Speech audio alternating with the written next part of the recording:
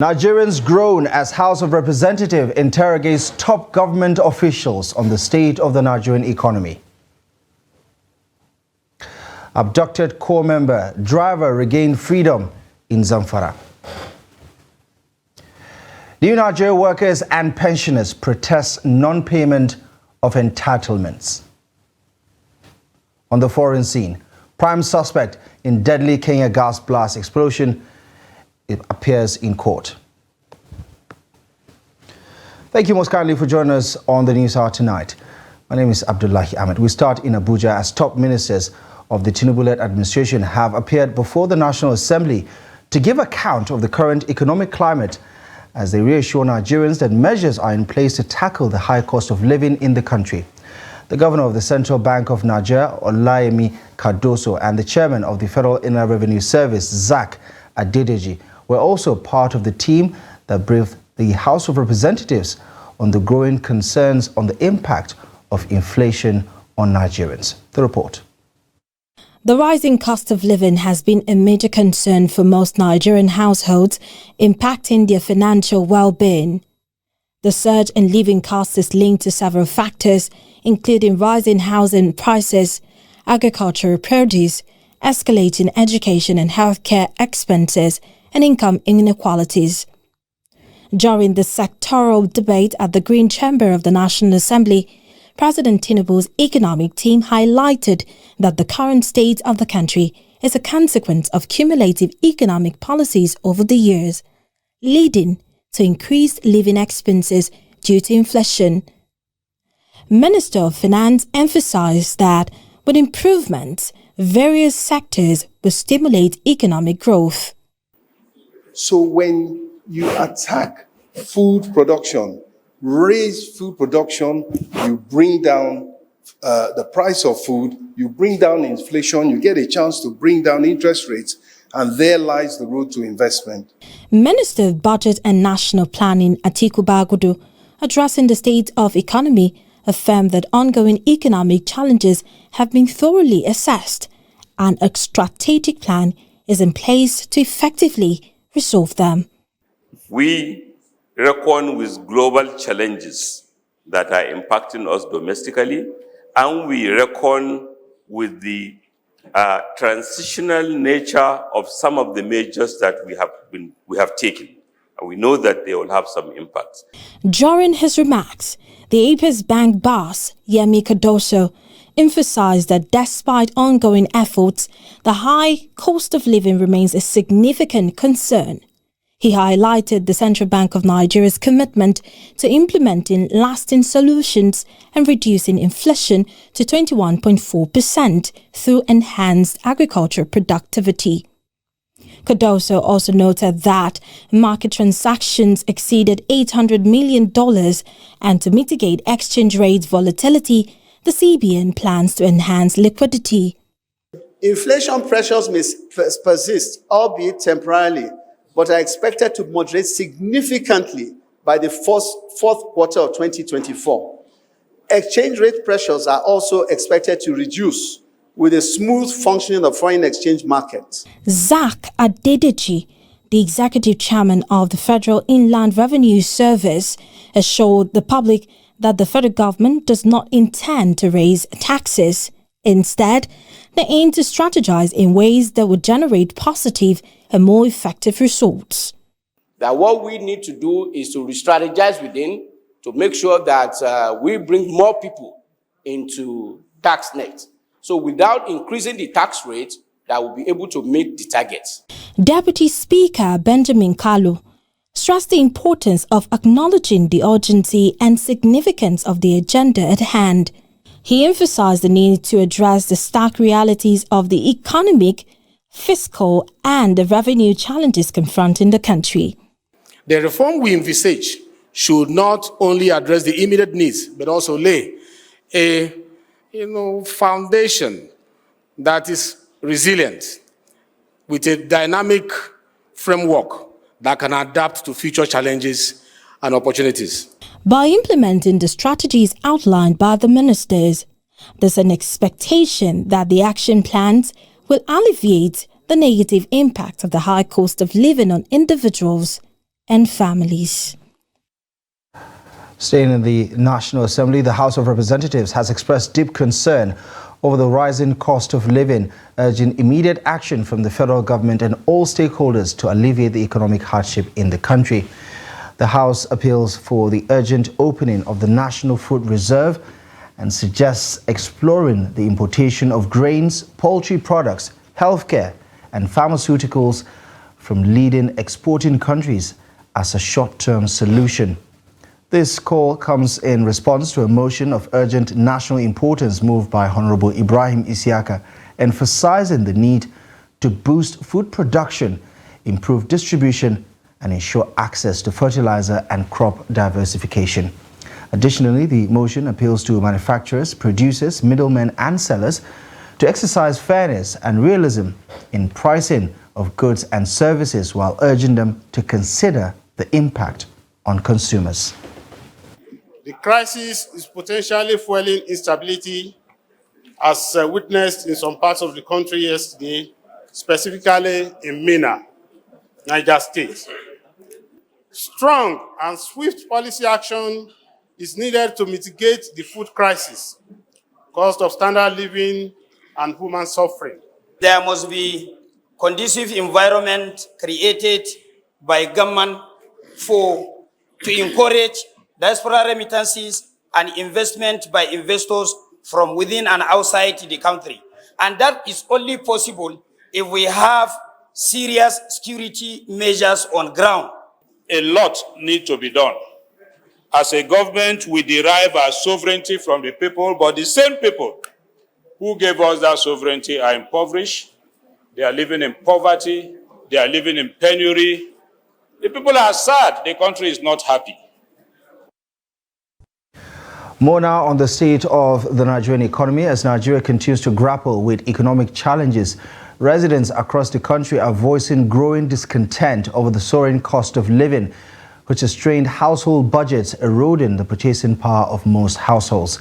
From Minna, Niger State to Kano, the most populated state in the country, Nigerians have protested the rising cost of living, especially of prices of essential goods and services. In this report, Trust TV spoke to a cross-section of residents in Lagos State on the state of affairs in the country. The cost of food staples such as rice, garri, beans and cocoa oil has skyrocketed, making it increasingly difficult for families to put meals on the table. Inflationary pressures have also driven up the prices of transportation, healthcare and education, further exacerbating the financial burdens faced by citizens. A cross-section of residents in a commercial hub of Nigeria, Lagos State, who spoke with Trust TV, lamented the challenges of making ends meet in the face of relentless price hikes. They noted that the situation is becoming unbearable as they are not able to provide for their families. Importation, there was a time they put ban on importation, and I heard maybe recently it was lifted, but still rice is still like almost 70k now. So it did not change anything. The importation ban that they lifted did not change anything. The way I'm selling, not be down at the sell am now. Everything don't go now for me. Before I sell now, I know they sell because everybody saying now money no day, money no day. The situation they lamented has been exacerbated by a combination of factors including insecurity, currency depreciation, and physical imbalances. They stress that the Nigerians' heavy reliance on imports for goods such as fuel and food has left the economy vulnerable to external stocks, while persistent inflationary pressures have eroded the value of the naira, making imported goods more expensive. They urge the federal government to increase the minimum wage as a way of improving the lives of workers and their dependents in the country. Things are getting worse every day. You can't go to the market and buy one thing now. Tomorrow when you go, it's another thing. Look at rice, I'm not even talking of foodstuffs. I'm talking of things we sell and get our own gain. There's no gain. Everything is getting worse. People are really suffering, and we need end to this. Although we believe that one day it will be better. We started like this, and I believe it will not end like this. But they should work on it very fast before it go to another level. They need to do something, act very fast, because people are not happy. with the situation of the country. They called for government intervention to stabilize food prices and alleviate the burden on citizens by implementing targeted measures to support vulnerable households. Now, a member of the National Youth Service Corps and a bus driver who were kidnapped in Zamfara State on August 17 last year have regained their freedom. The victims were among 8 Akwa Ibom State graduates that were abducted on their way to the NYC orientation camp in Sokoto State. They were traveling in an AKTC bus to Sokoto State for the mandatory National Youth Service program. Announcing the release in a statement on Monday, the NYC spokesperson Eddie Megwa says their rescue followed joint efforts with the Nigerian military. This brings to total the number of prospective corps members that were hitherto kidnapped already released to 5, according to the NYC spokesperson. He said efforts were ongoing to ensure that the 3 remaining captives regain their freedom as soon as possible. Bandits in an attack raided Erkaza community in Magamar Jibia in Jibia local government area of Katsina State on Monday evening. The attackers in large numbers killed 1 person, abducting 10 others, including women and children. The incident occurred around 7:30 p.m. on Monday in Erkaza village, situated just a few kilometers from the outskirts of Magamar Jibia town in Jibia local government area. Now, the bandits, armed with AK-47 rifles, surrounded the village, firing shots to intimidate residents before targeting specific houses and fleeing with their victims on motorcycles. Confirming the attack, the chairman of Jibia Local Council, Sabiu Maitang, informed trustees Abdullahi Ahmadi Katsina that the deceased has already been buried according to Islamic rites. Jibia is among the 11 local government areas of Katsina State that have been plagued by bandits' attacks. Now, as of the time of compiling this report, there's been no official statement or confirmation from security agencies in Katsina regarding these 2 separate attacks. Elsewhere, the Gombe State Command of the Nigeria Security and Civil Defense Corps has raised an alarm over the presence of bandits in the state. The alarm follows a series of kidnappings reported across different parts of the country. Hassan Koli tells us more. The commandant of the corps said the bandits are planning to disrupt the relative peace in the state if precautionary measures are not put in place. The commandant, who gave the warning while decorating the newly promoted officers in Gombe on Tuesday, said the bandits and their informant have migrated to Gombe. Bandits have come to Gombe. Their informants are multiplying. Therefore, I am urging the people of Gombe to rebuild the bandits and their hideout, because giving them shelter is like supporting them here, and it will in turn sabotage our efforts to maintain peace in this state, and it will really affect everyone later. The commandant, who did not mention where the bandits are coming from, said the public support is key to the successful operation of any security agency. On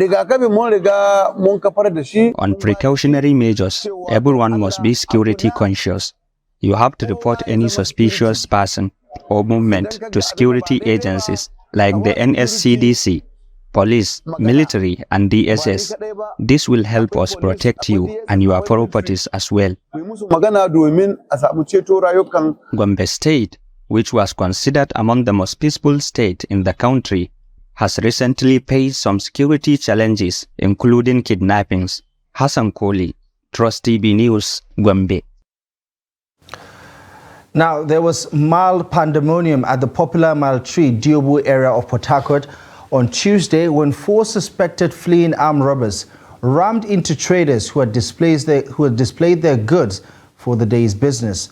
A trader in the market, who identified herself as Rachel, says they were in the market when they saw a Sienna vehicle with 4 occupants brandishing guns with their heads out of the windows of the vehicle. According to her, there was chaos as the armed men sped into Bishop Okoye Street while being chased by police officers.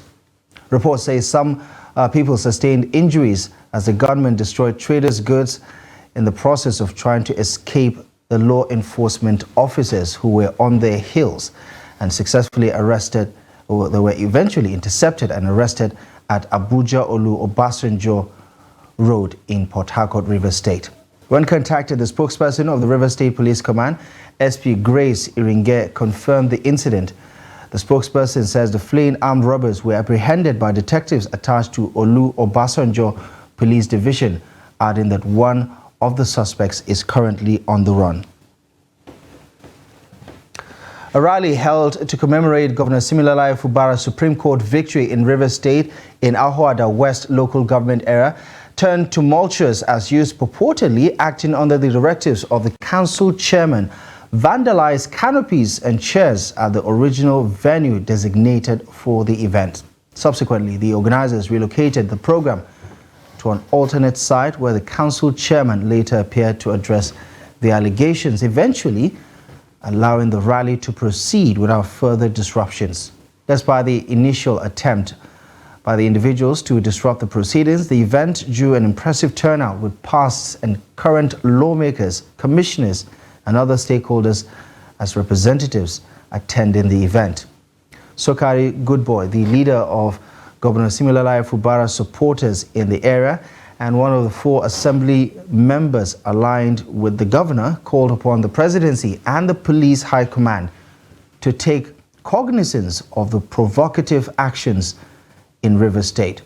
Additionally, Evans BP, Governor Fubara's emissary and former chief whip of the State Assembly, reassured the assembled crowd, urging them not to succumb to intimidation tactics such as rumors of potential suspension from the PDP, among other threats. The chairman of Ungogo local government area of Kano State, Abdullahi Garba Ramat, has voluntarily resigned his position. The chairman, who was elected in March of 2021, served in his capacity as chairman until Monday, February 5th. He has handed over to his deputy, according to a post he made on social media. Ramat handed over during a brief ceremony where he flagged off empowerment for over 500 women and also unveiled the council's official logo to be used in official matters. Now, this is coming just days before the expiration of his tenure as council chairman. In a similar development, the chairman of Nasarawa local government area of Kano State has also defected to the New Nigeria People's Party. The chairman, who was a member of the All Progressive Congress, announced his defection on his Facebook page on Tuesday morning.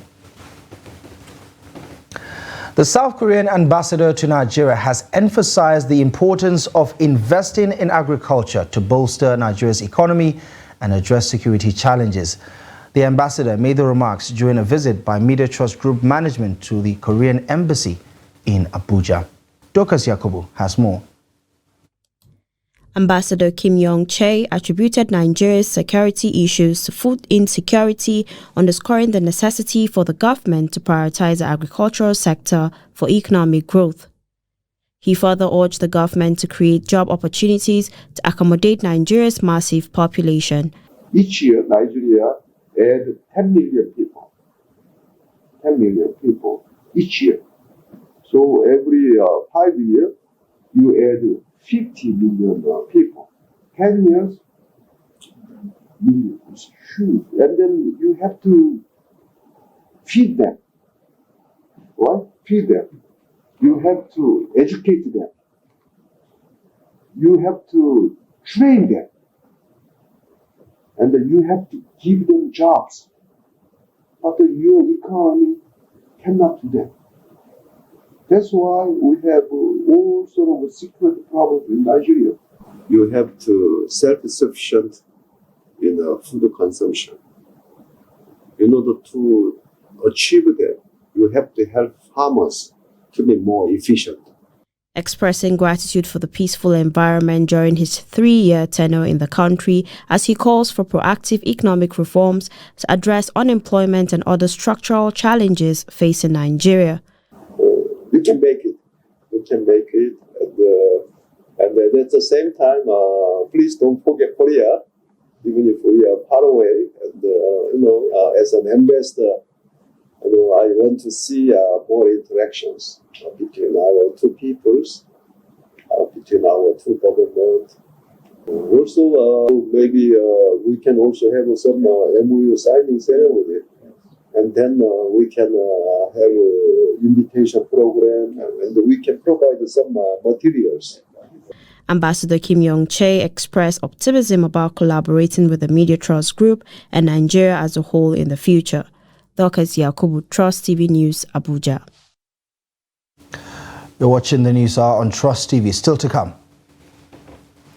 Makurdi residents call for urgent intervention to address dilapidated infrastructure.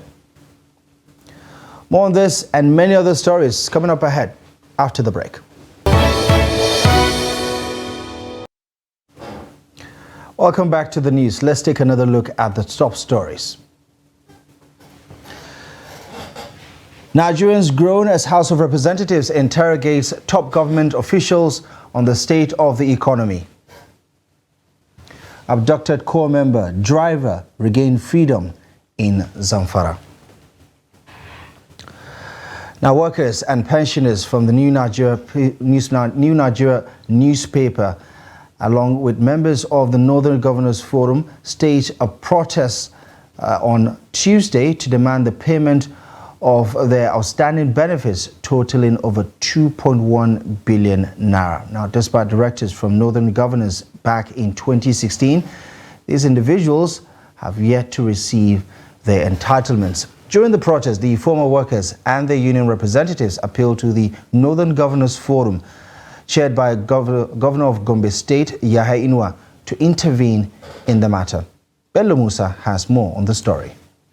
The former employees stated that within the now defunct newspaper, many of their former colleagues are either sick or bedridden, still awaiting payment of their entitlement years after retirement. It's quite unfortunate to say that a great legacy has such things that Sedona left is actually facing a kind of difficult situation, most especially since after the Northern Governors the properties have been handed over to Northern Governors. We have been facing one or two challenges to a time that it has become on stake, that nothing is coming in, nothing is going out. It is very pathetic. You wonder how these our workers survive. You can see the number. You can see some people have even are of aged. Up till now, their entitlements are not being paid. So you can see the agony. It is very pathetic. Please, but things are not easy at all. People are suffering. Our staff are suffering. We need them to come to our aid. So please come and help us. This is another year now. We have been expecting. Our people are dying every day. Like last month now, about 2 people, we lost about 2 people again. Femi Tunde retired from New Nigerian newspapers over a decade ago. He says he now relies on support from family and friends to cope with his health challenge. I fall sick, I guess so, in the office hour. Since the year 2012, they retire me up to a couple CC, they don't give me. And I can't walk anywhere again. People have seen me the year I walk. I used to beg families to refuse me, to give me my BP medicine. Now my medicine has finished. Nowhere to get. But when I see God send somebody to me, nowhere I don't get cover. The workers mentioned that during Kashim Shettima's tenure as governor of Borno State and chairman of the Northern Governors Forum, a 5-man committee was established to initiate the sale of New Nigerian newspapers' properties with the intention of compensating the workers. However, despite the sale of these properties, the workers have yet to receive their payments. It may also interest you to know that over 102 of our members have died since that time while waiting for this benefit. We are praying today that Northern Governors should first and foremost compare the management of New Nigeria and the committee. The management of New Nigeria is led by Mr. Yusuf Musa Kontagora, and all members of the committee, they should immediately commence payment without delay. Secondly, the management of New Nigeria newspaper and the committee is hereby given an ultimatum of 14 days only to pay us all our benefits, our entitlement or will continue to protest and occupy all properties of New Nigeria that they have sold in the guise of settling New Nigeria workers. Thank you. Effort to reach New Nigeria Newspapers Managing Director Yusuf Musa Kuntugore via phone were unsuccessful, and he did not respond to a text message regarding the issue. Bello Musa, Trust TV News Kaduna. The Federal High Court in Lagos on Tuesday struck out a 22.8 billion naira fraud charge against former Chief of Air Staff, Air Marshal Adeshola Amosu, and 2 other Air Force chiefs. Justice Chukwu Ejukwu and Aneke set the military officers free while delivering rulings on their separate preliminary objections, challenging the court's jurisdiction to try them for the alleged crime. The court held that Amosu and his co-defendants, Air Vice Marshal Jacob Bola Adigun and Air Commodore Gbadebo Owoduni, could not be tried by the Economic and Financial Crimes Commission because they were serving military officers at the time of the alleged crime. Air Marshal Amosu was appointed Chief of Air Staff on January 16, 2014, and he was removed from the post in 2015 on July 13, 12 months before his arraignment in court. The defendants were first arraigned before Justice Muhammad Idris back in June of 2016 by the EFCC and 7 companies. The EFCC accused them of conspiracy, stealing, money laundering, concealing of crime proceeds, and converting funds belonging to the Nigerian Air Force to their personal use around March 5th, 2014 in Lagos. They, however, pleaded not guilty to all the charges. The Federal Capital Territory Minister Nyesom Wike has highlighted the need for residents to pay taxes in order to fast-track infrastructural development. Wike made the remarks during an inspection of resurfacing and remedial work on existing roads in the metropolis, underscoring the crucial link between taxation and infrastructure development in the nation's capital. Habibat Ajayi has more. The resurfacing existing roads and remedial works around Maitama, Gariki and Tako in the Abuja Municipal Area Council covers no fewer than 189 sites as part of the ongoing infrastructure development drive of the FCTA. The Executive Secretary of the Federal Capital Development Authority gives an overview of the projects. This is the district center of Maitama, and it has been rightly defined by the Executive Chairman. Maitama is a high-growth district, and therefore we need to bring to the attention of substantial number of residents and other motorists flying crossing Maitama.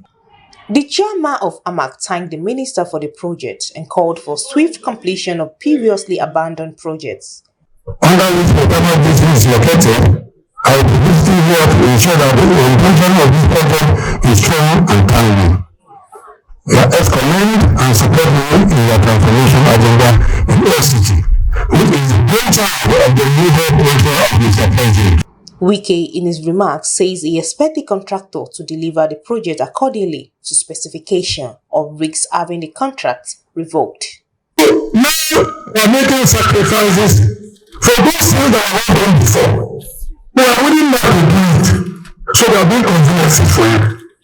And these conveniences will not take a long time. So make sacrifice for us. We are willing to do the work. So these few days, we have had some kind of traffic problem. Some people say, where you should take them 2 minutes, it took them 14 minutes. It's part of the sacrifice. He says, with an understanding of the role of taxation in shaping communities, residents will have a heightened sense of civic duty and a shared commitment to building a better future. Habibat Ajayi, Trust TV News, Abuja. Elsewhere, in a move aimed at agricultural development, the World Bank is providing crucial support to Nigeria through the National Agricultural Growth Scheme. Jigawa State has emerged as a key beneficiary implementing its ambitious agro-pocket development program, as captured in this report.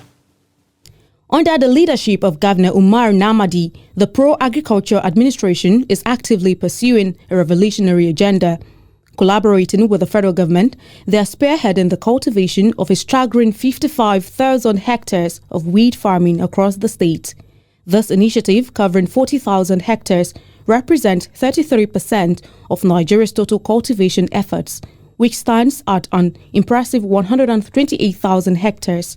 The primary goal is to address issues of hunger and poverty while simultaneously involving the youth in contributing to the state's economic development. Our agricultural transformation is not by accident. It's something that is planned. Because we are convinced the only way we can get our people out of poverty is through agriculture.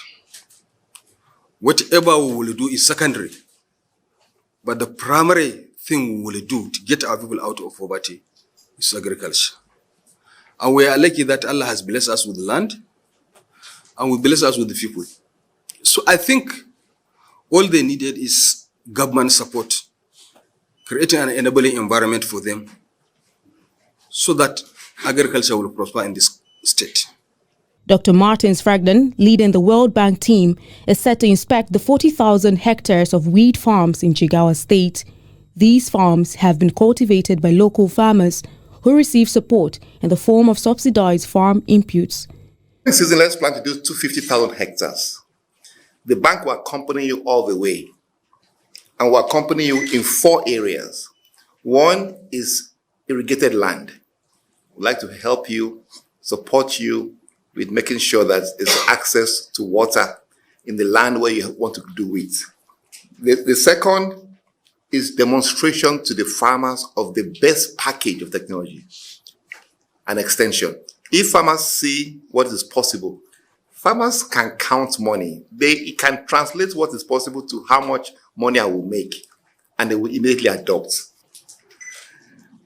Nearly all African countries import food that can be grown in Africa.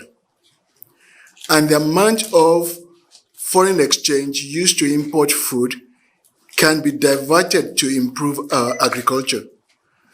And so the main objective of the Feed Africa initiative is to enable Africa to feed itself, and to feed itself in a way that is efficient, is sustainable, and is competitive. As of today, we have been in a position to plant over 120,000 hectares of wheat, not just in Jigawa, across the various states. But that planting of wheat alone is going to cover 10% of national wheat consumption. Looking ahead, Jigawa aims to further bolster its wheat production with plans to cultivate an additional 150 hectares next year. This expansion signals a commitment to sustained agricultural growth and economic progress in the state. And in Plateau State, the state chapter of the Jamaatul Nasr Islam has distributed relief materials to victims of the crisis in Mangu local government area of the state. The ethno-religious crisis erupted in the area, leaving many killed and houses destroyed, as well as leading to the displacement of hundreds of residents. The JNI 8 group delegation, led by State Director of Volunteers, Danjuma Khalid, while presenting the materials at the Mangu Central Mosque, says the relief materials is meant to cushion the effect of the crisis. Khalid, who lamented the deplorable condition of the internally displaced persons, called on the authorities to assist by providing aid. Officials of the Lagos State Task Force have arrested over 51 members of a notorious gang involved in hijacking of trucks on the Lagos State Highway. The suspects are accused of harassing as well as extortion of truck drivers along the Apapa-Oshodi and Lagos-Badagry Expressway. They are accused of coercing truck drivers to part with monies under the pretext of working for the defunct Lagos State Parks and Garages Agency. Now, the Director, Press and Public Affairs of the State Task Force, Badeyon Abdurrahim, says the gang operates in a manner that suggests that many drivers have been physically abused. The chairman expresses disgust at the manner at the manner of the suspects' operations, who have been wreaking havoc on the highways in Lagos State in the name of parks and garages, despite officially pronouncing despite the government pronouncing a ban on the activities of the agency last year. Jeje Loye revealed that 51 apprehended suspects have been charged to court, where 8 out of them pleaded guilty and were sentenced to 7 months imprisonment with an option of 65,000 naira fine. The remaining 43 have pleaded not guilty, adding that their hearing, or rather, according to reports, their hearing has been adjourned to March 1st, 2024. The rearrangement of a Kano housewife, Hafsat Sani, and 3 others accused of complicity in the murder of Hafizu, before a Kano State High Court was on Tuesday stalled. Hafsat was accused of killing her house help, while 3 others are accused of concealment of the murder. The defense counsel, Huwaila Ibrahim Muhammad, appealed to the court for adjournment to another date. The defendants, Hafsat Suraj, Nayebu Abdullahi, who is her husband, Adamu Muhammad and Nasidi Muhammad, were initially arraigned before a Kano Chief Magistrate Court presided by Justice Hadiza Abdurrahman. The defendants had given false information to the deceased family that nephew died from pile surgery. During the first arraignment, Hafsat pleaded not guilty to charges after confessing to the police that she single-handedly stabbed nephew severally on parts of his body when he tried to stop her from committing suicide. Her rearrangement was slated Tuesday, February 6 at the High Court, but was stalled as the prosecution counsel substituted the first charge sheet with another one. The provision of the law is that when a defendant is brought to court for arraignment, he needs to be given adequate time to study the charge and for his lawyer to advise him so that he may plead accordingly. This was not done today. The charge was served on the defendants this morning. Therefore, the defendants raised the issue that they need to study the charge, discuss with their clients, and advise them accordingly. And the judge ruled in their favor and set the date for arraignment to Thursday, 8th February 2024.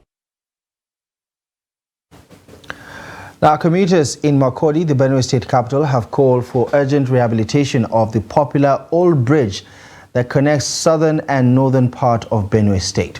According to findings, the dilapidated bridge has become a hindrance to socio-economic activities in the area, which, if left unchecked, will lead to avoidable loss of lives and property. Jimmy Azande reports.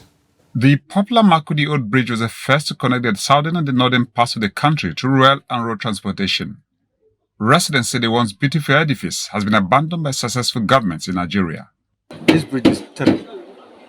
From the north bank axis to the southern part of the bridge, it's just horrible. If you go beneath the bridge, you will see that the whole thing has, it has been washed off. So I just wonder how long it will take before it finally collapses. This side and the other side has several potholes. So we as praying if God could give person that will aid us, not necessarily overhead bridge and whatever, but they should construct this one for us so that it will be easier movement for us. The bridge newly was very fantastic movement. It is only this time that is causing go slow and then causes a lot of accident. And we are afraid riding on the bridge, but it's the easier movement to our office. Shortcut is here. And that is what we are still moving on. But we are praying if they could construct this for us, it will be easier for us than moving from New Bridge to the other side. Here we'll move easier to Government House. Apart from its deplorable condition, they say the bridge has become a breeding ground for criminal activities. This is the first road that links north to the south that has been neglected. Government upon government. This one has come now with a different approach. So we are happy. This is supposed to be fixed. We'll be happy if this is fixed. to help cartel, criminals and hideout won't be here. I'm also calling for government to see if there's going to be a mobile base here within this place. And also as of North Bank, mobile base within here. If this is done, it will be very, very, very, very good for the people of Benue. The once reliable shortcut has now become a terrible idea for residents who live by the river banks and travelers. Having a challenge of, as in those hoodlums, those criminals around, at times they will come and steal someone's handset. On that process, they will even kill yourself. So we need a government, if they can construct that street lights, I think it will be even very easier for us, and it will even help the community as well. Some people, they are afraid to follow this road because there is no security, number one. Then number two, there is no development. Then number three, the road was condemned. We need for help. Like the Kasnala and Makudi new bridges, the old bridge calls for urgent rehabilitation and security for optimum utilization. Jimmy Azandi, Trust TV News, Makudi. Time now to join Yusuf Akogo for today's business news update.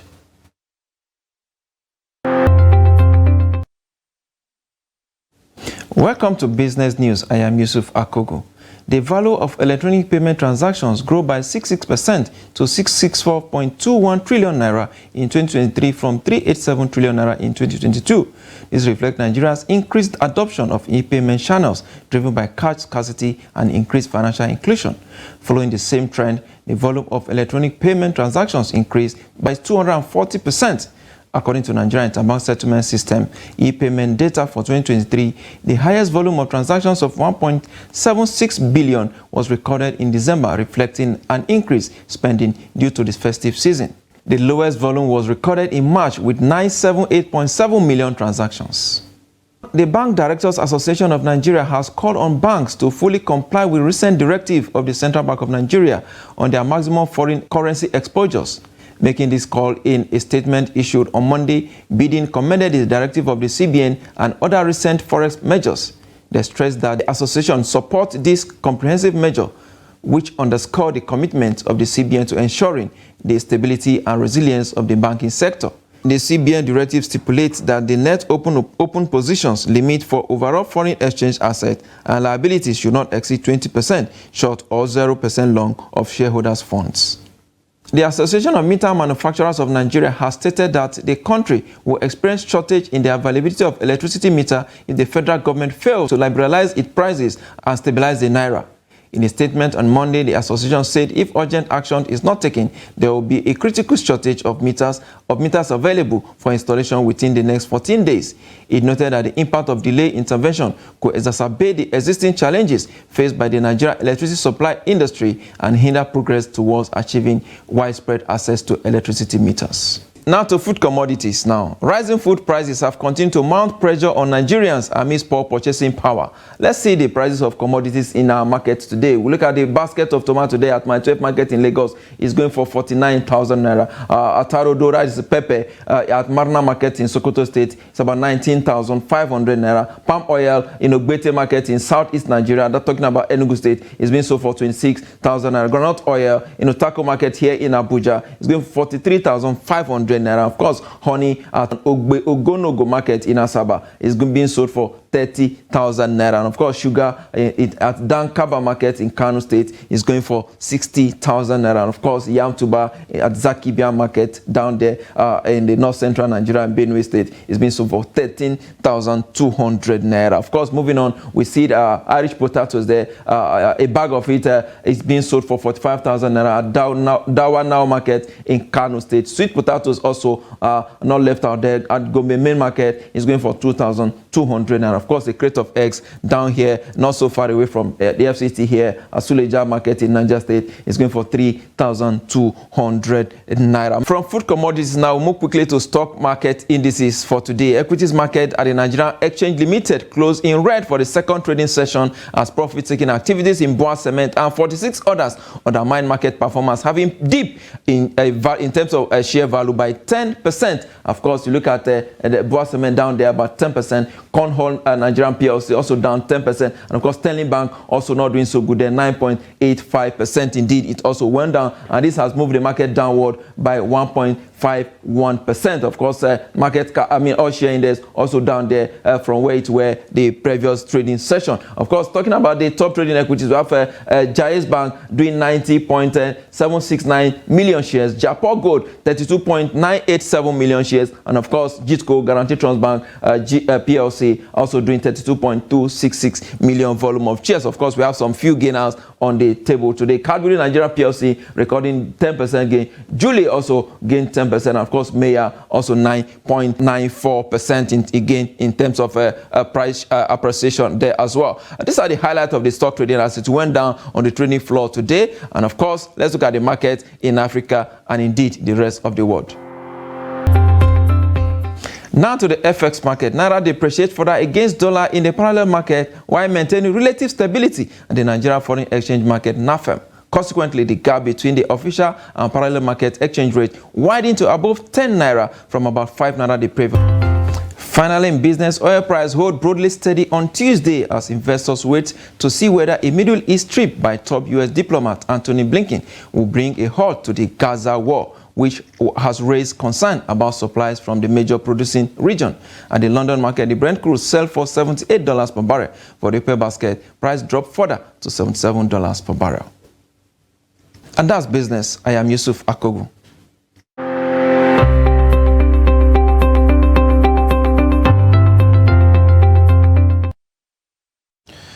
Many thanks to Yusuf Akogu for the business update. Let's take a look at developments on the international scene. The main suspect in a deadly gas blast and blaze in a densely populated area of Nairobi has appeared in court in the Kenyan capital.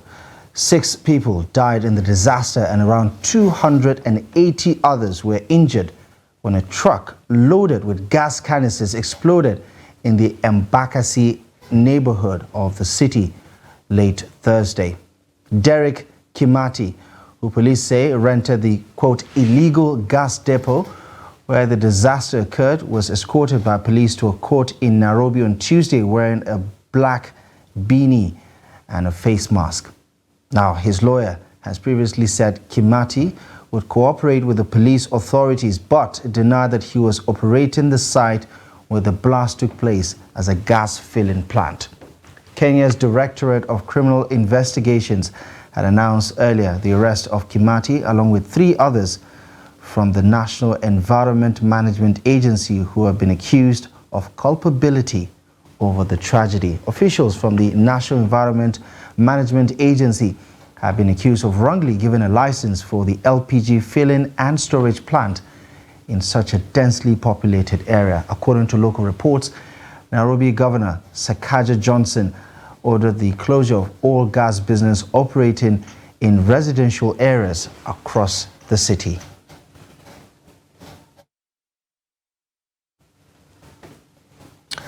Now let's bring you up to speed with the latest in sports. Here's Adeni Ajishafe with the latest.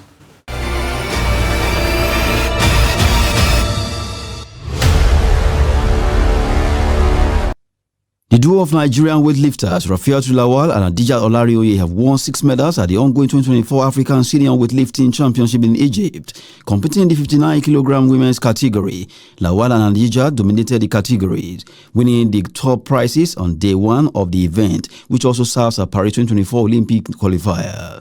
Lawal, gold medal winner in Tunisia in 2023, established her superiority in her category as she once again claimed all 3 gold medals.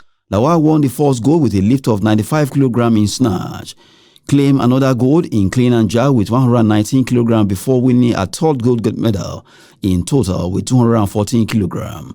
Adija followed suit on her previous year's outing as she claimed all 3 silver medals with 94 kg in snatch, 115 kg in clean and jerk, and 209 kg in total. Nigeria's participation in the championship will be rounded off on Wednesday when Joy Ezeobone competes in the 71-kilogram women's category. And in football, the Confederation of African Football, CAF, has appointed Egyptian official Amin Mohamed Omar as referee for Wednesday's Africa Cup of Nations semi-final encounter between Nigerian Super Eagles and the Bafana of South Africa. The match, which will commence at 6 p.m. Nigerian time, we see Omar's compatriot Mahmoud Kamel Abdurgal and Ahmed Osam Ibrahim playing the roles of Assistant Referee 1 and Assistant Referee 2, respectively, while Sudanese Mahmoud Al-Ismail will serve as fourth official. Atia Essa Amsaid from Libya will be the reserve assistant referee, with Jacob Ali Elmi from Djibouti as commissioner and Abubakar Dumbuya from Guinea as referee assessor. Three-time champions Nigeria and 1996 champions South Africa face off in their second ever Africa Cup of Nations semi-final clash at Stade Le Perle, their only previous meeting at the same stage at National Stadium in Lagos, when Nigeria co-hosted the 2000 finals with Ghana, ended 2-0 in favor of Nigeria. South Africa has only beaten Nigeria twice in 14 previous meetings at full senior level, though Nigeria edged an African Nations Championship clash by beating the hosts 3-1 in Cape Town in 2014. Both teams met at the quarter-final stage 4 years ago, with Super Eagles winning the encounter at the Cairo International Stadium 2-1, with the goals coming from Samuel Chukwueze and William Ekong. Both players are in the present squad and likely to be part of Wednesday's battle. That's Sport News. I'm Adeni Ajishafe.